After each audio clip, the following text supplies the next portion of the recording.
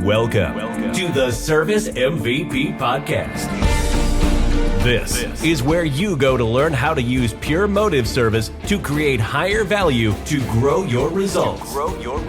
And now, here is your host, America's service sales coach, Joe Crisara.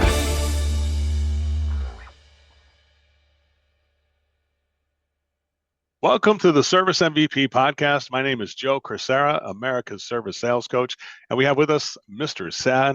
Sam Taggart, who is here from Door-to-Door Experts. Sam, welcome to our show. I really appreciate you being here.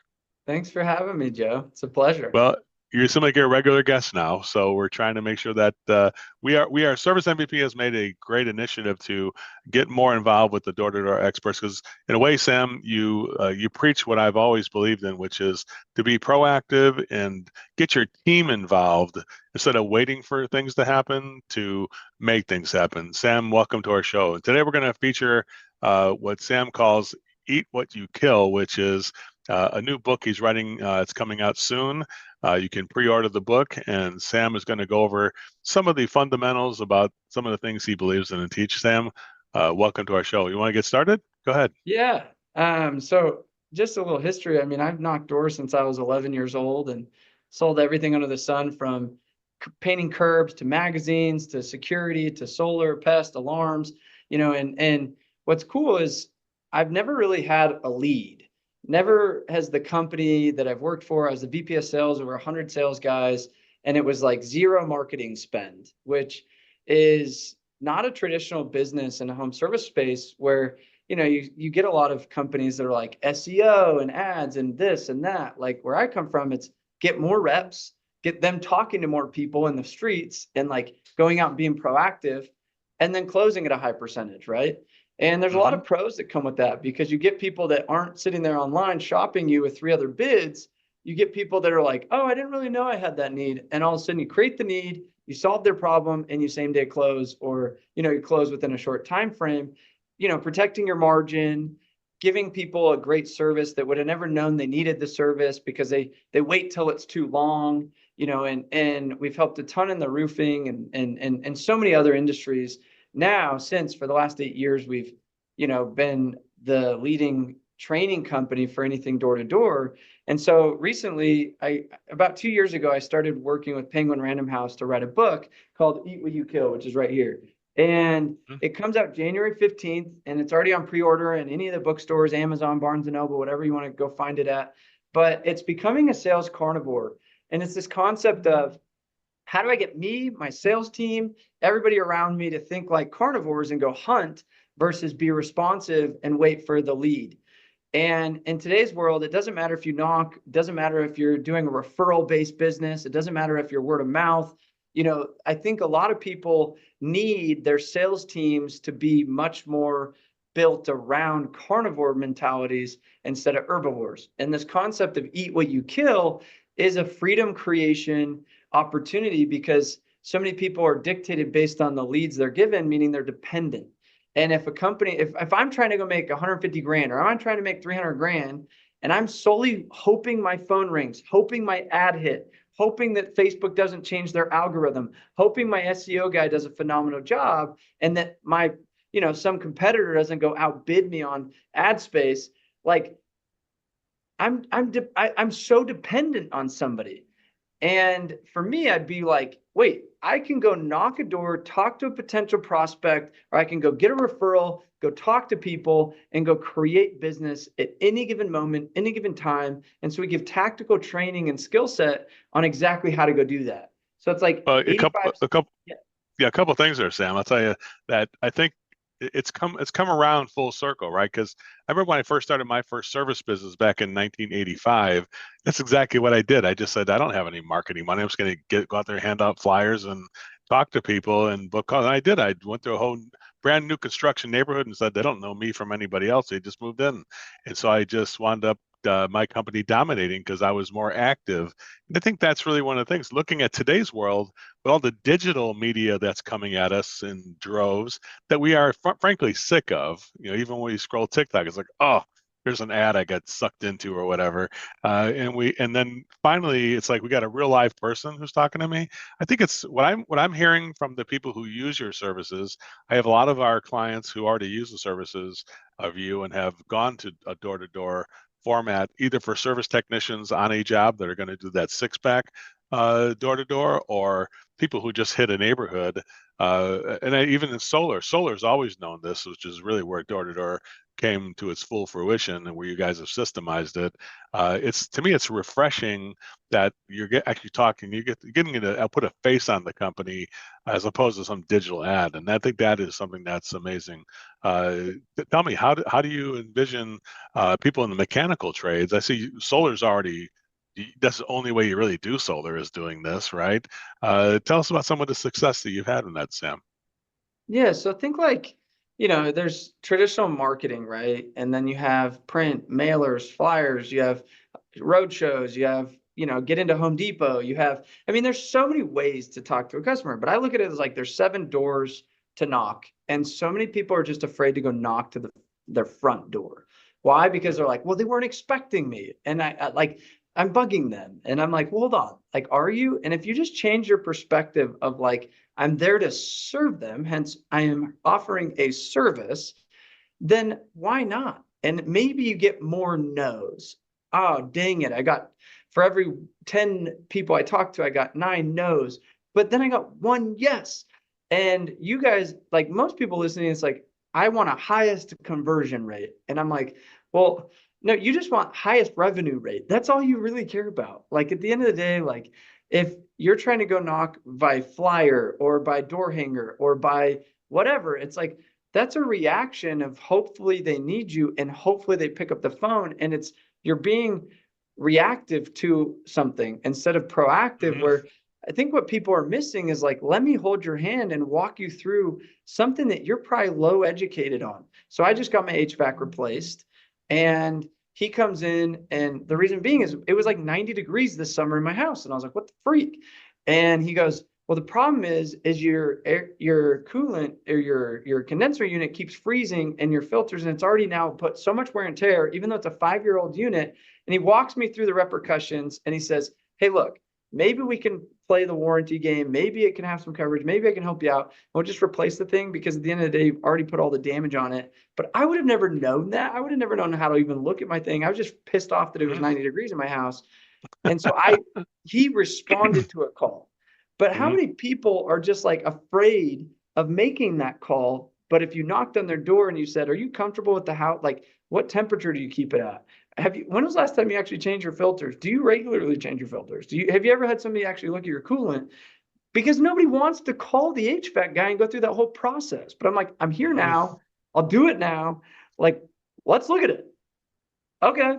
I mean, why not? And all of a sudden you go find an issue, which he found. He's like, look at how much deterioration is already happening right here. Then he sold me a $15,000 unit. Does that make sense? Right there on the spot. Yeah. And yeah. I just think people have, you know, there's the 3% of homeowners that are calling proactively. There's the 20% of homeowners that are calling reactively. So now we're like 23%. But what about all the freaking 80, 70% of they just are afraid to call? I want to go after that. Yeah, there's 80% of people who don't even know there's a problem, or they normalize the problem. Like you live at that 90 degrees for like one day and you're like, I can't take it, and you're calling. Or if you normalize it, you say, what's going on? And you try and change the filter. Maybe you go on for a month. You're like, somebody's got to do something, and nobody does anything. But then somebody shows up at your door, and it's like, boom. Oh, you must have been sent from God. Where this person come from? This is like divine It's like, this is I need exactly. Oh yeah, I'm glad you're here actually, right? So I think it's like number one, that mindset of I'm here to serve you, not here to get something from you. Does that make sense there, Sam? Yes. And if you have this like you're welcome mentality when you knock the door, instead of a, hey, sorry to bug you, like you're going to look at it as this go-giver gets more, and you're going to feel good about what you do. And I think a lot of people's concern is like, well, they're going to get mad and give me bad reviews for knocking on doors, or am I going to get burnt out, or is it too hot? Like, I'm just like, you're overthinking this. If you do this professionally, ethically, and you have a go-giver mentality, It is a very, very powerful way to go market. And I've seen hundreds of millions of dollars created in a company in a short amount of time, whether that's windows, whether that's turf, whether that's landscaping, whether that's, I mean, I could go on and on and on with people that have armies of foot soldiers going out and creating marketing where it's eat what you kill, zero spend until collection is collected, and low risk. Very fast way to go grow your company. Well, I can tell you from experience, when I did door to door back in 1985, it had nothing. I had a pickup truck and a can of Freon, and I didn't have any customers. I didn't have any money for marketing. I just had my skills, and I did it. I tell you what, Sam, the amount of people, and I had companies in my area, but this is Northern Illinois, that had been in business for 50, 100 years. Their grandfather, great grandfathers had the business. So they've been established for a long time. But I had people who were living in that area who bought from me, and I was competing. And then once I got to the point where I had the equipment part and they bought it, I said, the reason I'm buying from you is because you came to my house and you showed up. The other company, I can't even get them to return my phone call. And so that's the difference. Is to me, it's a differentiator. And if I'm going to get criticized for something, and somebody says they come to your house and do door to door, it's like, yes, we do believe in reaching out to our community and putting a face to our company's name. That'd be something I think any owner should be proud of, right, Sam? What do you think of that? 100%. And I remember I worked with a guy named Tommy Mello about 7 years ago. And he calls me and he's like, hey, Sam, I need to build an army that just goes out and puts a sticker on everybody's garage door. He's since now built and sold his company for, I don't know, hundreds of millions of dollars. But I was like, oh, I love this concept. He's like, if I have my sticker on their garage door, like in my fridge last night, my fridge was leaking and somebody's sticker was sitting in the fridge. And I'm like, oh, I need to call them. But somebody had to put that sticker there, right? Like somebody had to be the face that is like, I am the go-to person. So even if you built a door-to-door stickering, let me put this on your HVAC. So when you do have a problem, worst case scenario, you're now in the home. Let me get you in my drip, or let me get you information. Let me give you education. Let me do something, because you getting a flyer in the mail goes right in the garbage. You getting, but you putting face to name, me information, worst case scenario, it's like, look, we didn't find any problem, but I'm going to leave this stamp right here, right? When you do have a problem, you're going to call me and I'm going to be able to help you. Like, there you go. It was better than you leaving a door hanger that 99% of those are going to end up in the trash. That's awesome. I think so step one, I like what you're saying, is like, get rid of the reluctance to do this because you're giving a service, not doing it. But step two, provide value. That's what I'm hearing. Get that sticker inside the door. Hey, you knock on a door. Hey, can I put a sticker in case your garage door doesn't open? You know who to call, and I can do a little quick inspection of your garage door opener to make sure that it's lubricated. We're doing free lubrications of the garage door opener, or we're doing and then you can ask them, can I place the sticker here in case you have a problem with this in the future? Yes. Hey, we're just looking at your filter or just programming thermostats to save homeowners energy, and would you like, could I be able to do that for you as a service? We're here in the neighborhood providing that service to everybody here in the Cambridge West neighborhood, and we're just wondering if that's something you would let us do. It's included for free. It's not an extra charge. We're just trying to save energy for the community so we have more resources for energy, or whatever you might say. There right? You go. There's your pitch. And that's it. So you're providing value. That's the part I love about this, and why I probably could feature you on every podcast, because you're providing value. It's not just go there, try to get something, but even like you said, when you probably look at the history of door to door, Sam, right? Like looking at that, the successful door to door companies have always provided more value, right? Could you comment on that a little bit, Sam? Yeah. So it's like, you look at like everybody's like, oh, door to door is dead. We have digital marketing. Why would I go knock doors when I could just put a Facebook ad? I'm like, yeah, because you're a wimp. That's why you're so afraid to actually have hard work, grit. Like, and there might be some controversy here. And I've done a lot of podcasts on this. I've written books on this. I've had, and I'm like, I sent my team to Pest World last week, and, biggest pest control conference in the country. And my team calls me and she's like, hey, all these people hate door to door.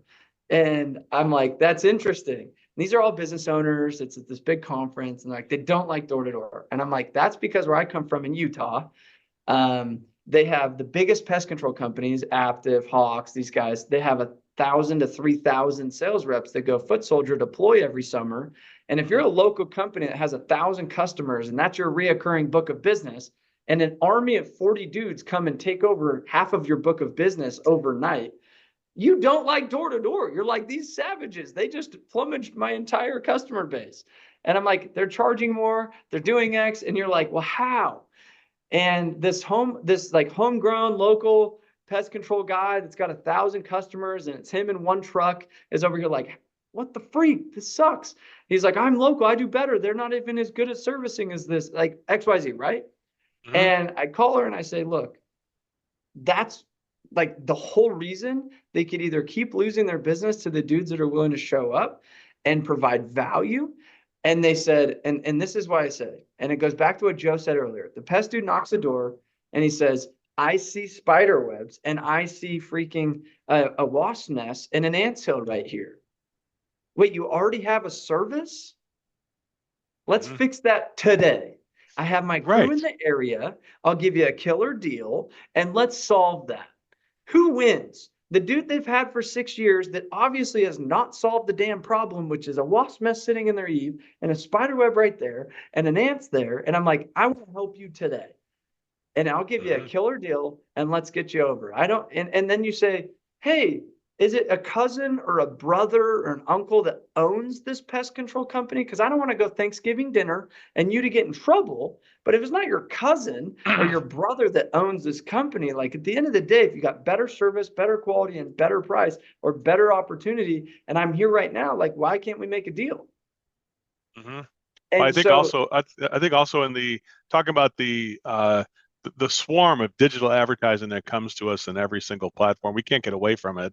To actually have a live person to speak for the company on behalf of the ownership of the company, I mean, that's really the secret to even any website working, anything that does work. It refers to the people who's working at our company and kind of getting a window into the company. What better way to do that, right, Sam? Well, here's the crazy part. So I've been in sales my whole life, and I remember the days of an email drip. You look at the Dan Sullivans, you look at the Russell Brunsons, and they create these funnels and you create a dope email.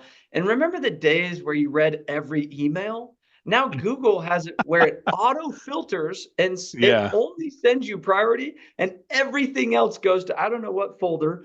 And it's probably 10,000 emails deep of all the email drip funnels. You're like, congratulations, that doesn't work anymore. Then you go, and back in the day, it was like, it takes 3 follow-up to get a yes. And then it takes 7 to get a no, or 7 no's to get a yes. I went to a real estate conference and I spoke there a couple months ago. And the lady goes, hey, I am a statistics guru. And she sells tons of real estate. And she goes, it statistically now takes 27 touches to get a yes. And I'm like, oh, geez, like who builds a 27 touch campaign shiz on a follow-up? And she's like, the noise and the break through the noise, it is so much harder in today's society of marketing. And I'm like, I can just touch them one time and close, like, because I'm right there. You know what I mean? Like if I get them captive audience where I'm in face-to-face, I don't need no, like, I hope you call me on this cool email hook that happened to hit you, or I hope that triple flyer branding recognition on my billboard, you know what I mean? And I'm like, So I look at today's inundation of marketing and I only think people, and now AI robocallers and, AI even texting and people are trying to get the shortcut. And I'm like, man, like, good. I hope everybody tries to automate their business and realize that we're in the people business. Like people want a relationship. It's refreshing to have somebody show up. I can't get a hold of somebody because I go through 17 press 2, press 3 to get to this person. And then it's a robot that then you know what I mean? It's like, oh my gosh, like I believe in AI and automation and that's a future of that. But I don't think it's going to solve for, I can look at your HVAC real quick and make you feel comfortable with this decision. Does that make sense? And I mean, literally every trade could do it. Plumbing could do free water testing to test the chlorine level in your house, or electricians could say, let me change the light bulb in your above your getting your can lights or whatever. And if you have any, we're just going by Sprinklers, the sprinkler. I mean, so landscape, many different everything. services that just say, hey, let me just take a look. And we're here anyway in the neighborhood. We thought we'd help the neighbors out, or the person that we're across the street or whatever, or we decide to we've had some we have some VIP customers here, and they suggested, from the suggestion of our customers, said that we should go to the neighborhood and tell people about the service we do. And really, that is true. Most of the people that you do work for, the great companies, does anybody else need a service? Oh my God, the whole neighborhood needs this. Would you think I'd mind if I went ahead, if you even asked somebody, you could even use their name? Could I use your name even? There's your name. They're a great thing too. So I mean, there's so many different things that you can do here. And Sam, tell you what, Sam didn't have to knock on my door.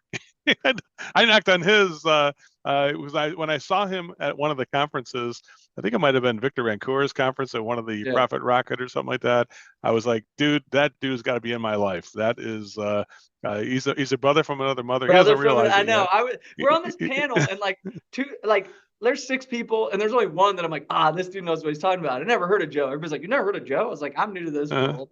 And I was That's like, it. he gets it. And he looks at me, he's like, he gets it. Who's this young kid? Like, Yeah, light bulbs went off in both of our heads there. yes. It was amazing. It was like peanut butter and chocolate. It was perfect So together. Joe, I gotta say something though, because a lot of people listening to this, they go, that won't work. I've tried that. They might have reluctant. I can't get my guys to even talk to 3 people. And the problem is, it's like this concept of like, you're dealing probably with a bunch of herbivores, and once an herbivore, always an herbivore kind of thing. Yes, So that's true. you might have to go and actually understand how to recreate mindsets, how to go find some new blood that is willing to. And that's where DDD Experts, and that's where you get the book. Like Eat What You Kill is going to help cultivate this carnivore-like mentality, give you the tactical how to. And I'd go order the book. It comes out January. So like it's already on pre-order. But like I'm telling you, if you're listening to this, you might have this disbelief or that won't ever work. And I'm like, I've done this. I've now helped over 1,300 companies personally. I've had over 60,000 students in our thing. We have 3,000 people that showed up at our conference last year. We'll have 4,000 in January, door-to-door con. You know what I mean? Like I would come to door-to-door let's con. stop right there. Let me stop right there. I was at the last door-to-door con myself, and I was like, well, let me go to that. I got a booth there, and I'm like, yeah, this is probably not going to be really strong for me. And I'm like, what are they going to have? 300 people? Like, who goes door to door? And I was like, oh yeah, look at this little room over here, and it's like it's not a little room. It's like, holy cow, this is actually a big place. And I go look at the stage. I'm like, holy crap, how many people are going to be? And sure enough, there was like, how many people? Was it 3,000? How many people were 3,000 there? people last year. Yeah. I was like 3,000 people at a conference, guys.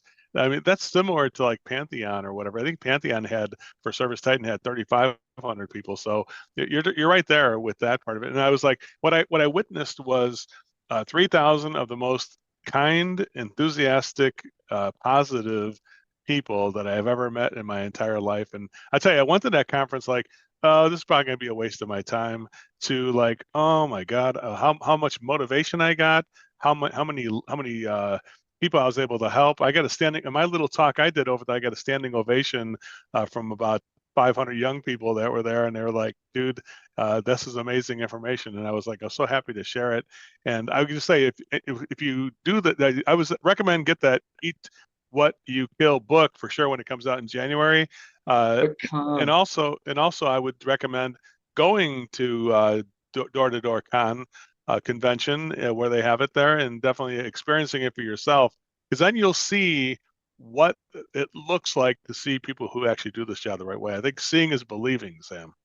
Yeah, and that's like, I think so many people struggle at figuring out like, is this gonna work? And I'm like, well, just go meet people that know it does work, and it'll give, that's where door-to-door con and what we do is so powerful. So it's like, how do we help you in some regard, give faith and test it out, pilot it out, hire one of our guys to come actually knock with you.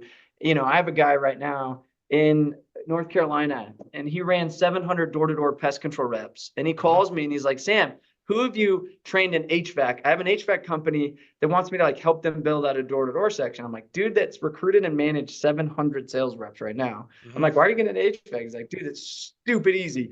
And so I send him my HVAC script, my workbook and HVAC. Like I have like a lot of resources there. And he was like, oh, this is butter. He calls me 30 days later and he's like, I'm tempted to just do this full time. I'm like, you built an empire. He's made multi-millions in the pest control space.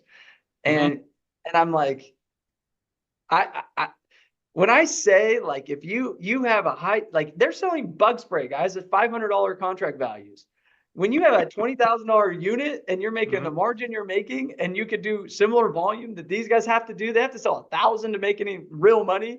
You have to sell like 2 to make like real money.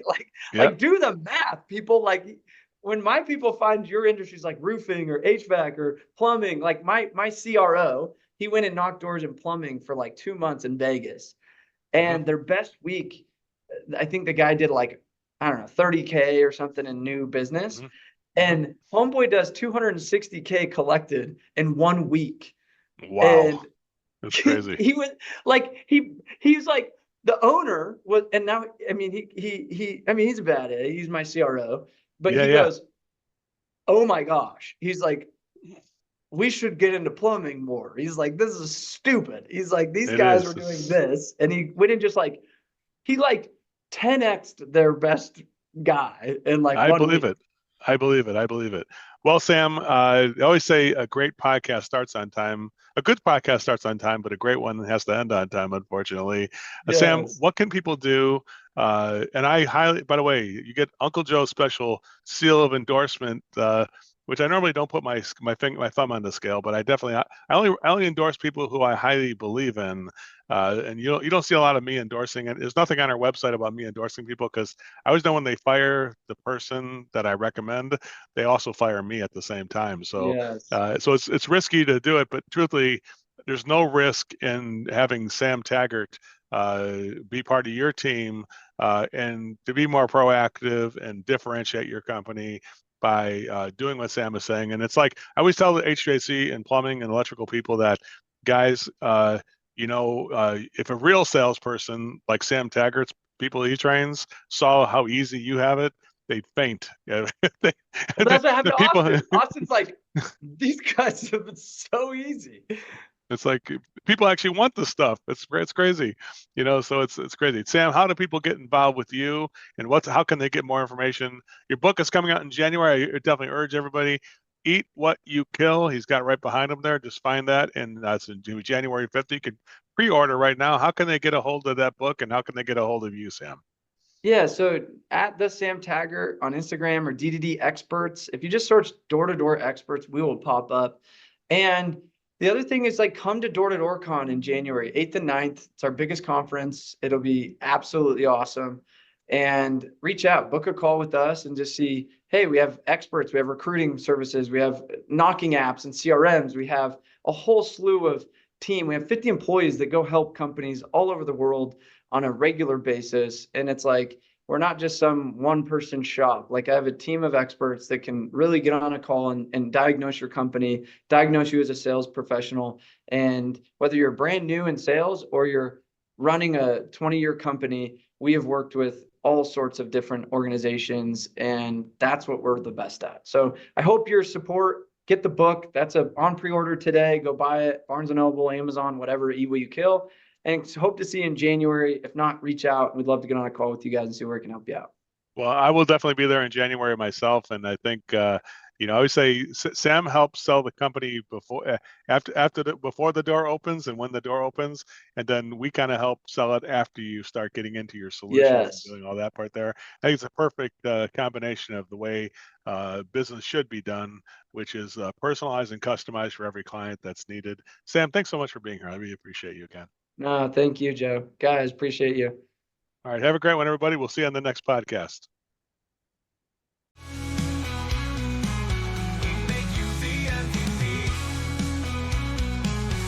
Make you the MVP.